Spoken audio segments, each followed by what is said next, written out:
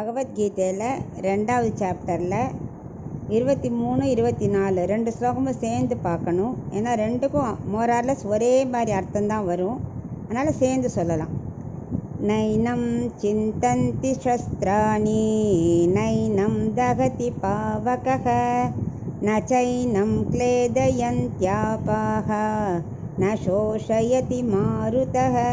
இப்போ 24வது ஸ்லோகம். अच्छेद्योऽयमदाह्योऽयम् अक्लेद्यो शोष्य एव च नित्यः सर्वगतस्तानुम् अचलोऽयं सनातनः. இப்போ இதுக்கு ரெண்டுக்கும் சேர்ந்து அவ்வளோ அர்த்தத்தை பார்க்கலாம். ஆத்மாவை முதல்ல என்ன 23வது ஸ்லோகம் என்ன சொல்கிறான்னா, அதை அழிக்கிறதுக்கு வஸ்துவும் இல்லை கருவி இல்லைங்கிறான் அப்படின்னு அவர் சொல்கிறார். ஆத்மாவை வெட்டவோ நினைக்கவோ கொளுத்தவோ எதுவுமே முடியாதுன்னு சொல்கிறார் இல்லையா.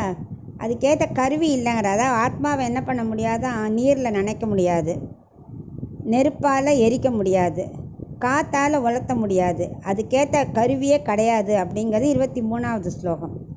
24வது என்ன சொல்கிறாருன்னா, அது வெட்டப்படுறதும் இல்லை எரிக்கப்படுறதும் இல்லை, ஆத்தா எங்கும் பறந்துருந்தாலும் அதை வியாபிச்சிருக்குமே தவிர அது ஒன்றுமே பண்ண முடியாது, அதுக்கேற்ற கருவி இல்லை. நாங்கள் சொன்ன மாதிரி இதை நீரால் நனைக்கப்படுறதில்ல, காற்றால் உலர்த்தப்படுறதில்ல, நெருப்பால் எரிக்கப்படுறதில்ல, அயன் மாதிரி இதால் வெட்டப்படுறதில்ல அப்படின்னு சொல்கிறார். ஏன் திரும்ப திரும்ப சொல்கிறாருன்னா, ஒரு உயர்ந்த கருத்துக்களை திரும்ப திரும்ப சொன்னால் தான் அதோட இம்பார்ட்டன்ஸ் நமக்கு புரியும்.